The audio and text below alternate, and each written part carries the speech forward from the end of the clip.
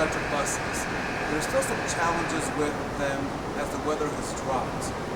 Will you hold BYD accountable for these buses? Absolutely. One of our strict commitments is to be able to hold BYD accountable. As you know, they're already planning to put in the additional battery technology for charging in February, but we have some time before that happens. So we are definitely holding them accountable to make sure that we can continue to provide the service and maintain that frequency that we've already committed to the community. One, the buses are not cheap. Correct. What do you tell the taxpayer as you look at the system? Should you buy the buses or should you find another firm? No, Rafael, I mean, I think that the technology is proven. We just needed to tweak a few things, and they've been very willing to work with us on the solution. And I think what Inez was mentioning, the extra platforms to recharge the battery, is the solution that we have come up with. They're paying for it. Taxpayers are not paying for it. So we want to make sure taxpayers know that we're being committed to our promise. This is not costing us any more than what we came out to the voting poll a few years ago. So we're committed to make this work, and it's going to work. Successes. You have had you've had thousands of people that never use public transportation get on a bus.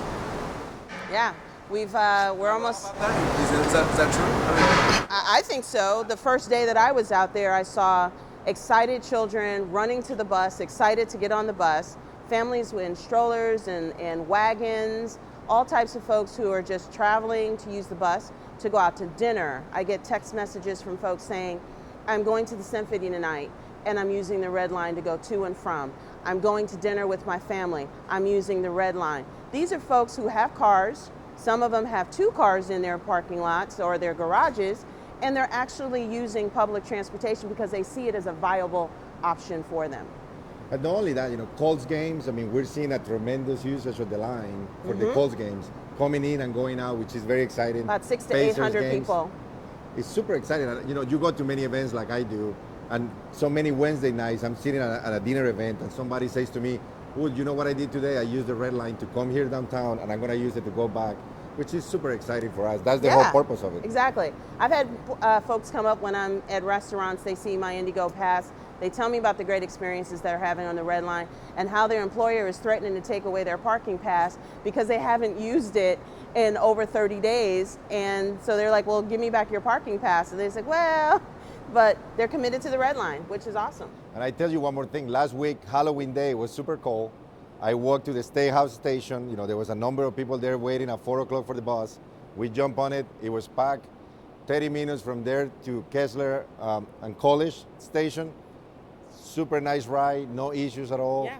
All on time, so people were very excited about it. You're always reviewing the system. Has the system become reliable enough, or when will you say to yourself, wow, my system is where I want it to be in the short term? I don't think we'll ever say that it's where we want to be because we're always looking to improve it and to make those necessary tweaks. We saw that we were having capacity issues on the weekends, so we put in booster buses on the weekends just to help that capacity, because we still have a lot of new people who are learning the system. So we're constantly looking to see how we can make improvements and make it better. But we are seeing more consistent on the 10-minute headways. During the peak time of the day, we're still seeing some challenges in traffic. But that's to be expected. When you have more cars that are coming out of the downtown area, that has a small impact, but that time parameter has gotten much smaller. People are becoming more accustomed to seeing us out there, and so, but I don't think we'll ever say that we've checked off that box, because our process is to be ever evolving and ever tweaking, and just to make sure that we're meeting that commitment. Juan, you excited to go ahead? I was going to say, Rafael, it's not just Inez and her team, but all of us at the board. Yes. And all of our friends are making us accountable to the process. So you better believe that she's getting texts from all of us. Yes, at on the any weekends. kind of hours. Like, hey, I'm here, I'm waiting 15 minutes instead of 10, what's going on? Because we want to make sure that what we told our people is true. And we're delivering a system that is going to work for the future. So we're committed to it, and I think it's working. And Inez has been 150% on it, making the changes. What have you learned with the red line? For example, I'm a Southsider, for example. There's nowhere for me to park and ride. As you look at the other systems that you hope to open in the future, will that be a component that you look at so that people who are the commuter that want to engage the system can do it in a better way? What are you learning? What kinds of things? Is that one of the things you're learning? I don't know. Yeah, we've had a lot of lessons learned conversations already internally, and we're beginning to start having those externally with our stakeholders. But yes, on the Purple Line, we're definitely looking at where we can engage our community. Matter of fact, I just had a meeting today with an entity that has an opportunity for us to partner with a park and ride in the future with them on the Purple Line. But we haven't stopped looking for those partnerships as well on the Red Line. So our team is anxiously looking for areas where there are underutilized parking garages. Maybe there's church parking lots that are underutilized during the day, colleges, things of that nature that are along our route that we can partner with, and that's just for the Red Line, that's Purple Line and Blue Line as well. Yeah, we're hearing a lot of things about Broad Ripple area, that station at the 66th Street. Mm-hmm. Like, how do we figure out people driving to there, Yeah. getting on the bus, and then coming back at the end of the day, going home? So there is a lot of noise going around in a good way to make sure we find solutions. But Rafael, I tell you, the other thing that we have learned is that we got to over-communicate about this, because it's a whole new thing for this community. And getting on the bus, getting off the bus. I made a mistake the other day that I didn't pull the yellow the cord. The cord. So he didn't stop, right? And you're supposed to pull it, and I'm on the board, and I'm like, oh, I forgot that. And I've been telling people, you got to pull the cord. You got to pull the cord. It's the little things that we take for granted, that it's just education, and then people are getting more familiar with Exactly, the system. exactly. As we head into a new year shortly, what will be your priorities? As a board member, as the leader of this organization, you have three things that you each want to accomplish in 2020.